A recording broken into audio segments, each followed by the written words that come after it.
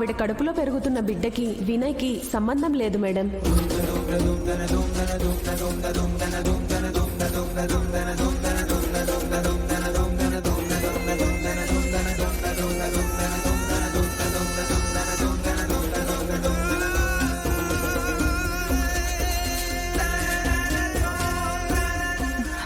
అమ్మా విద్య,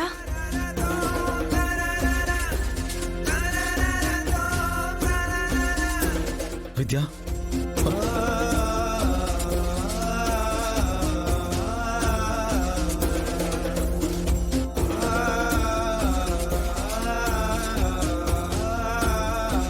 అమ్మ విద్య,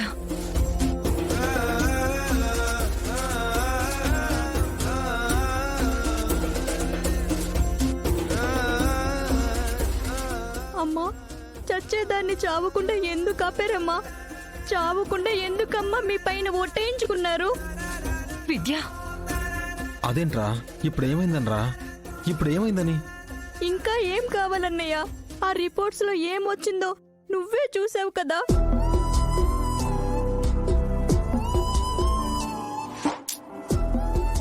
ఆ రిపోర్ట్స్ ని నమ్మడానికి ఏముందిరా? ఒక చిన్న కాగితం ముక్క నా చెల్లెలి క్యారెక్టర్ని ఎలా డిసైడ్ చేస్తుంది చెప్పు? ఆ రిపోర్ట్లోనే తప్పులు దొర్లుండకూడదని గ్యారంటీ ఏముందిరా? అవునమ్మా విద్య, అన్నయ్య చెప్పింది కూడా వాస్తవమే కదా. తప్పేమైనా ఉంటే నిన్ననే వాళ్లల్లో ఉండాలి.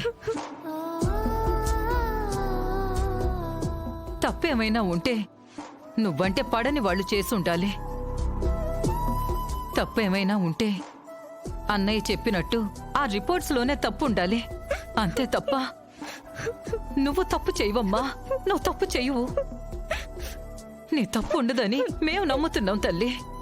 నువ్వేం పట్టించుకోకు.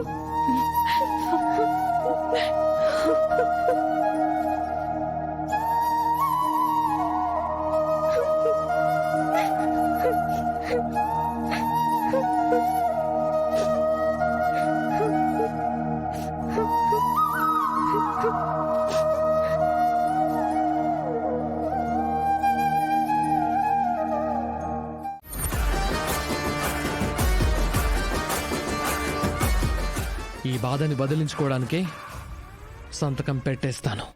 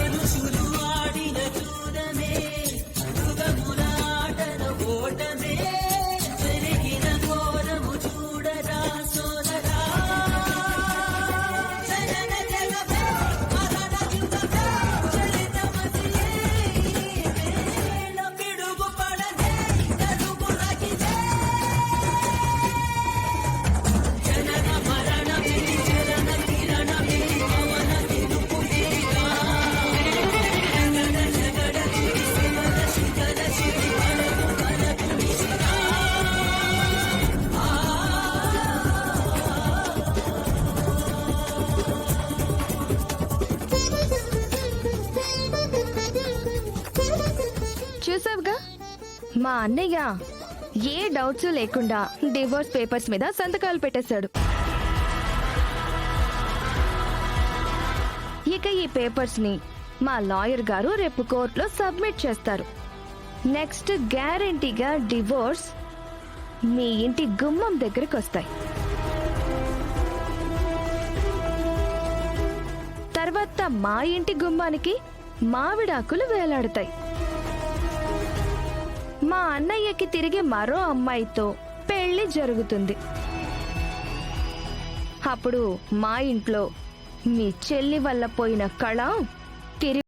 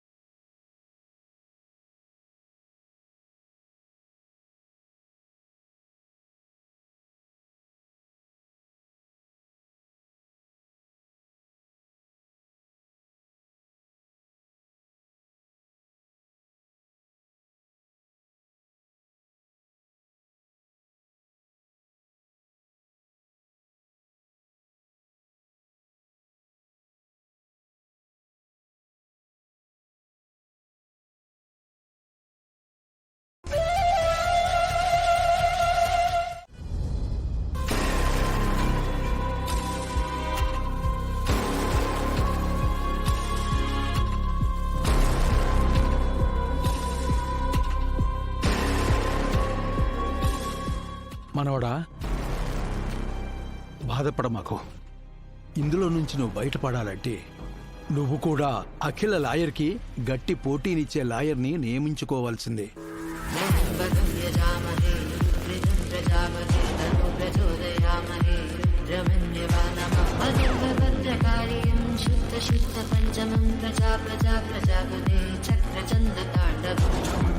ఇదిగో,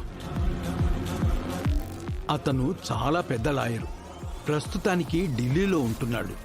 నేను చెప్పానని చెప్పి మాట్లాడు, పని అయిపోతుంది. అఖిలమ్మ, ఏంటిది? మావయ్య గారు ఏకంగా ఢిల్లీ లైట్ నెంబర్ ఇస్తున్నారు. ఇప్పుడు ఎలా? బావుగారు, కాస్త ఆగి చూడండి, సమాధానం మీకే దొరుకుతాది.